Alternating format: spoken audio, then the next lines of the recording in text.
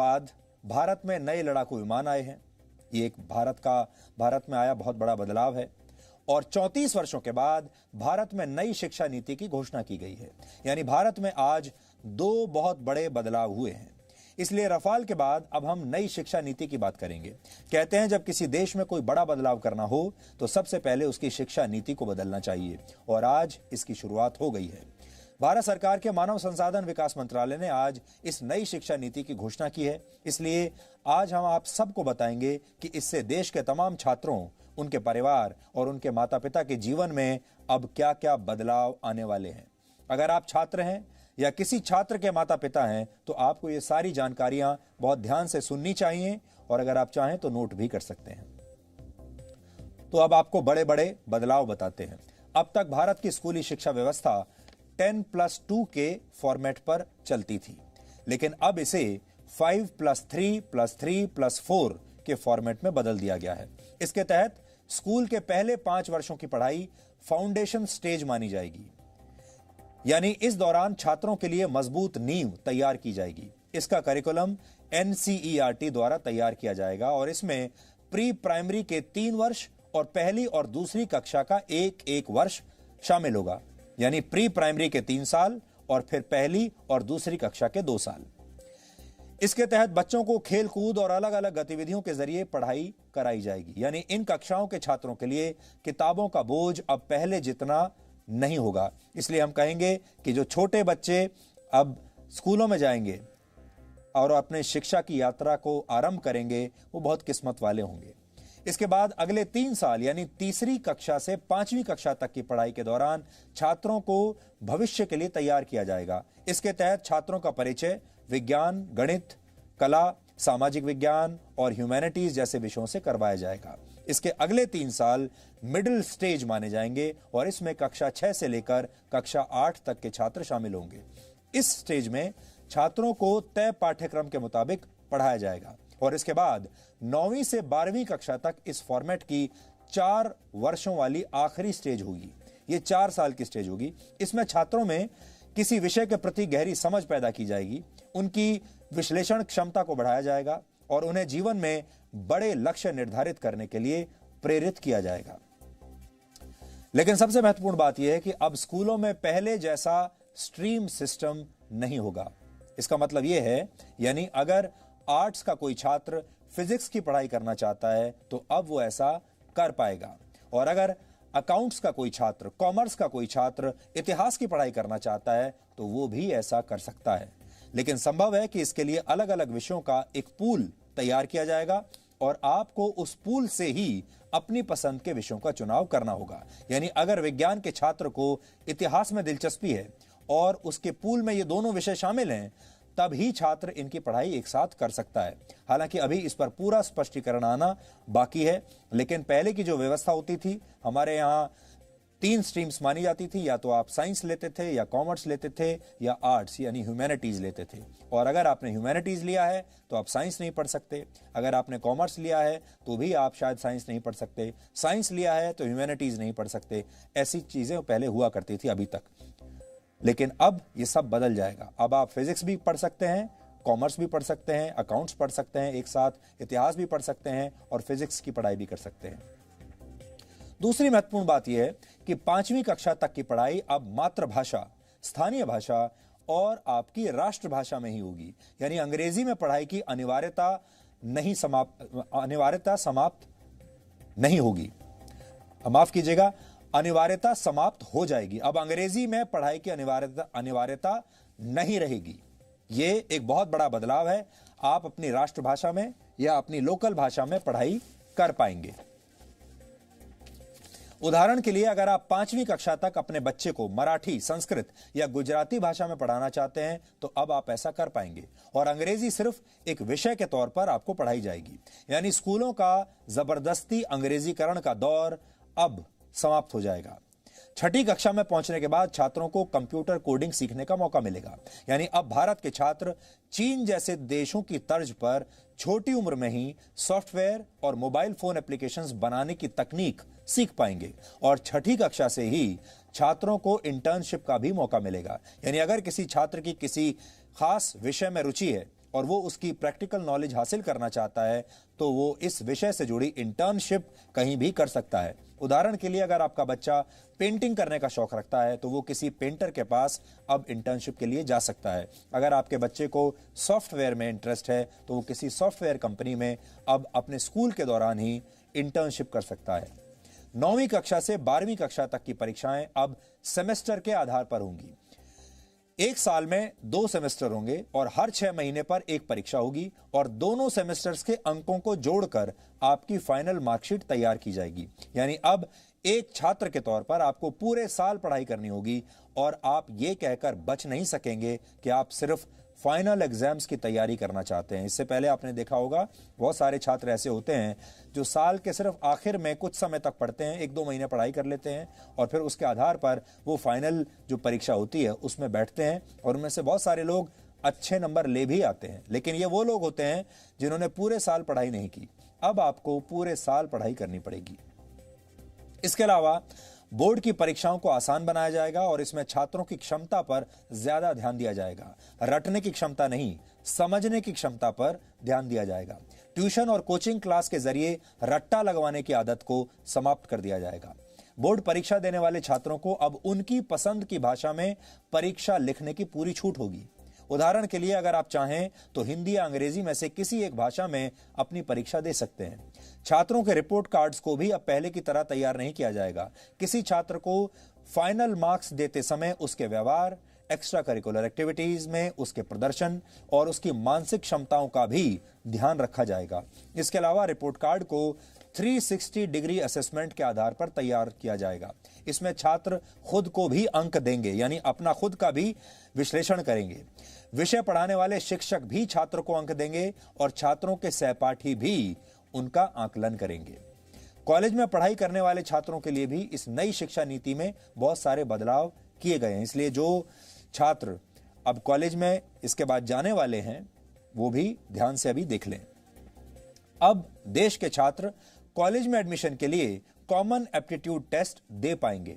इसका अर्थ यह है कि अगर 12वीं कक्षा के बोर्ड एग्जाम्स में आपके ठीक नंबर नहीं आए हैं या आपके मार्क्स इतने नहीं आए हैं कि आपको कट ऑफ परसेंटेज के आधार पर सीधे किसी कॉलेज में एडमिशन मिल पाए, तो आप कॉमन एप्टीट्यूड टेस्ट भी दे सकते हैं और फिर इस टेस्ट में आपके प्रदर्शन को आपके 12वीं कक्षा के नंबरों के साथ जोड़ दिया जाएगा और उस आधार पर आपको आपके मनपसंद कॉलेज में एडमिशन मिल पाएगा।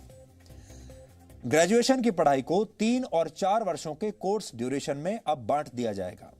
पहले अगर आप कॉलेज की पढ़ाई बीच में ही छोड़ देते थे तो आपको ग्रेजुएशन की डिग्री नहीं मिलती थी। या तो आप पूरी पढ़ाई कीजिए और या बिल्कुल मत कीजिए।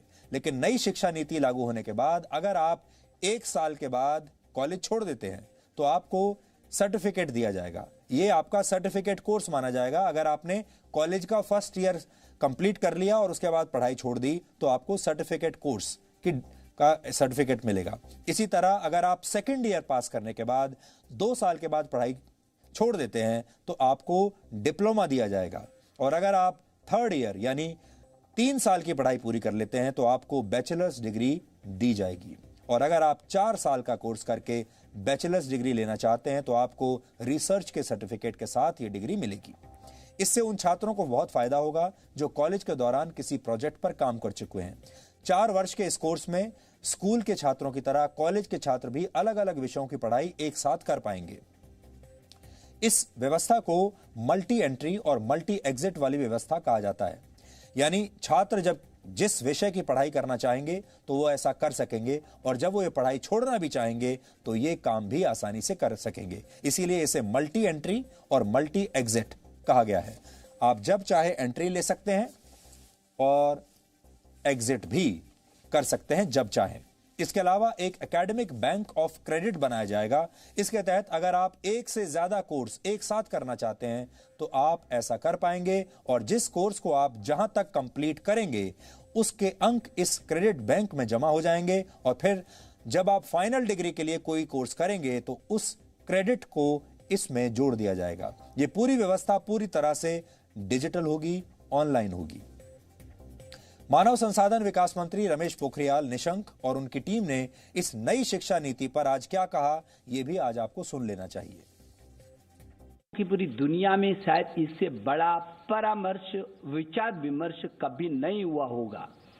इतना बड़ा नवाचार ये दुनिया के लिए एक उदाहरण है, जब किसी नीति पर देश के कोने कोने से, अभिभावकों से, छात्रों से, अध्यापकों से, विशेषज्ञों से, शिक्षाविदों से, राजनीतिज्ञों से, जनप्रतिनिधियों से और यहाँ तक कि 1,25,000 ग्राम समितियों से विचार विमर्श किया गया हो। यह बेहद महत्वपूर्ण है क्योंकि 34 साल से शिक्षा नीति में परिवर्तन नहीं हुआ था और इसलिए आज का ये जो परिवर्तन है और जो नई शिक्षा नीति है, मुझे विश्वास है कि पूरा समाज और सभी देशवासी इसका स्वागत करेंगे और दुनिया के शिक्षाविद भी इसको निश्चित रूप से सराहना करेंगे। आज की व्यवस्था में यदि 4 साल इंजीनियरिंग पढ़ने के बाद या 6 सेमेस्टर पढ़ने के बाद किसी कारणवश मैं आगे नहीं पढ़ सकता हूं, तो मेरे पास कोई उपाय नहीं है, मैं आउट ऑफ द सिस्टम हो जाता हूं। Multiple entry and exit system में ये रहेगा कि 1 साल के बाद सर्टिफिकेट, 2 साल के बाद डिप्लोमा, 3 या 4 साल के बाद डिग्री, यानी और multiple entry through academic bank of credit, जो नीचे बुलेट है कि मेरे जो क्रेडिट फर्स्ट ईयर के हैं, सेकेंड ईयर के हैं, जैसे बैंक के सेविंग अकाउंट होते हैं वैसे ही एकेडमिक क्रेडिट में डिजी लॉकर के माध्यम से हमारे वहाँ पर क्रेडिट रहेंगे। So that in the third year if I want to take a sabbatical for a year or I want to take a break for any reason, family condition or otherwise for some time, and I return after a fixed period, within a fixed period of which will be prescribed by the new Higher Education Commission. If I come back to the education system, I will not be asked to repeat the first and second year. My credits are already there in the academic credit bank. I will utilize those credits for my further education.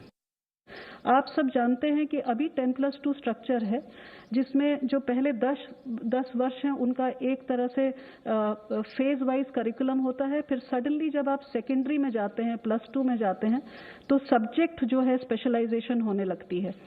यहाँ पर जो हम system लेकर के आए हैं वो 15 वर्ष का जो आप देख रहे हैं 5+3+3+4, उसमें 3 वर्ष तो पूर्व प्राथमिक हैं। उसी तरह जो +4 लिखा है वो 9th to 12th है। इसमें भी जैसा कि सर कह रहे थे, जैसा हायर एजुकेशन में है, कोई स्ट्रीम्स नहीं है, मल्टी डिसिप्लिनरी होगा। अगर बच्चा फिजिक्स के साथ, जैसा सर ने कहा, फैशन स्टडीज लेना चाहे, बेकरी कन्फेक्शनरी कुछ पढ़ना चाहे केमिस्ट्री के साथ, इट विल बी परमिटेड। एक महत्वपूर्ण बात यह भी है कि अब स्कूलों और उच्च शिक्षा संस्थानों में संस्कृत भाषा को भी बढ़ावा दिया जाएगा। संस्कृत के विश्वविद्यालयों में अलग अलग विषयों की पढ़ाई संस्कृत में कराई जाएगी। स्कूल और कॉलेज में भी संस्कृत की पढ़ाई पर जोर दिया जाएगा। IITs की शिक्षा व्यवस्था को भी पहले से ज्यादा समग्र बनाया जाएगा और अब इन उच्च शिक्षा संस्थानों में आर्ट्स और ह्यूमैनिटीज के विषय भी पढ़ाए जाएंगे। इससे आर्ट्स और ह्यूमैनिटीज के छात्र विज्ञान की जानकारियों का इस्तेमाल दूसरे क्षेत्रों में अपनी स्किल्स को बेहतर करने के लिए कर पाएंगे। कुल मिलाकर अब देश की शिक्षा व्यवस्था ऐसी होगी कि छात्र व्यावहारिक ज्ञान हासिल करके देश के लिए बड़े बड़े आविष्कार कर पाएंगे। संगीत, कला और साहित्य को देश के हर कॉलेज में पढ़ाया जाएगा और अब उन पेरेंट्स को और छात्रों के लिए भी एक महत्वपूर्ण जानकारी है जो स्कूल और कॉलेज की फीस को लेकर हमेशा चिंतित रहते हैं। इसके तहत नए नियम निर्धारित किए जाएंगे और स्कूल और कॉलेज एक निश्चित फीस से ज्यादा पैसा आपसे नहीं ले पाएंगे। अब आप ये सोच रहे होंगे कि नई शिक्षा व्यवस्था, ये नई नीति लागू कब से होगी? तो यहां आपको बता दें कि इसके लिए जो बिल तैयार किया गया है उसका नाम है नेशनल हायर एजुकेशन बिल। इस बिल को फिलहाल कैबिनेट ने मंजूरी दे दी है और अब इसे संसद में पेश किया जाएगा और इसके बाद ये कानून की शक्ल ले लेगा और फिर राज्य सरकारों को भी इस पर कानून बनाकर अपने अपने राज्यों में इसे लागू करना होगा। इसी शिक्षा नीति की घोषणा के साथ मानव संसाधन विकास मंत्रालय का नाम भी अब बदल दिया जाएगा और अब इसका नाम हो जाएगा शिक्षा मंत्रालय, जो कि बहुत सरल है और ये काम बहुत पहले कर देना चाहिए था। नई शिक्षा नीति को तैयार करने के लिए 2 लाख से ज्यादा लोगों की राय ली गई और इसी के बाद इस नई शिक्षा नीति की घोषणा की गई है। यह शिक्षा नीति वर्ष 2021 और 2022 के एकेडमिक सेशन तक लागू हो जाएगी। यानी आपका जो अगला एकेडमिक सेशन होगा जो 2021 में शुरू होगा वो इस नई शिक्षा नीति के साथ, नए नियमों के साथ लागू होगा। इस नीति की घोषणा आज शाम को ही हुई है, इसलिए हमारी टीम अब भी इसका विश्लेषण कर रही है, क्योंकि ये जो पूरी शिक्षा नीति है इसे पढ़ने में अभी और बहुत समय लगेगा। इसकी बहुत सारी क्वेरीज हैं, हमारे मन में भी इसे लेकर बहुत सारे सवाल हैं। इसलिए हमारी जो टीम है, हमारे रिपोर्टर्स की टीम, हमारा न्यूज़ रूम और हमारे जो रिसर्च करने वाली जो टीम है वो लगातार इसे पढ़ रही है, इसका विश्लेषण कर रही है। बहुत सारी बातें ऐसी हैं जिनमें हम भी सरकार से और सवाल करना चाहते हैं, इसलिए हम धीरे धीरे इसका विश्लेषण करते रहेंगे अलग अलग पार्ट्स में, अलग अलग फेजेस में, और वो विश्लेषण हम आप तक पहुंचाते रहेंगे। और हो सकता है कि अभी इसकी कई बातों पर सरकार की तरफ से आगे आने वाले समय में और भी स्पष्टीकरण आए, और जैसे ही कोई नई बात या इसमें कोई नया सुधार या कोई अपडेट हमारे पास आएगा, हम उसकी जानकारी भी आपको जरूर देंगे, क्योंकि ये देश का भविष्य बदलने वाली खबर है। इसलिए हम इस खबर का लगातार फॉलो अप करते रहेंगे। वैसे तो आपने देखा होगा हमारे देश का जो मीडिया है वो अलग अलग खबरों में व्यस्त रहता है, लेकिन हमें ये लगा कि आज की जो सबसे महत्वपूर्ण खबर है वो यही है, क्योंकि ये खबर सीधे आपके बच्चों के जिंदगी पर, उनके जीवन पर असर डालेगी, और आपके बच्चों के जीवन पर अगर असर डालेगी तो आपके जीवन पर तो असर जरूर ही डालेगी। इसलिए इस खबर से हर परिवार जुड़ा हुआ है। आप भी इस नई शिक्षा नीति को अच्छे से पढ़ लीजिए, समझ लीजिए। अगर आपको कोई बात समझ में नहीं आ रही है तो आप हमें लिख सकते हैं, हम सरकार से बात करके आपके मन में अगर कोई शंका है तो उसे दूर करने की आगे भी कोशिश करेंगे। Presenting B News app available on Google Play and App Store. Download it now.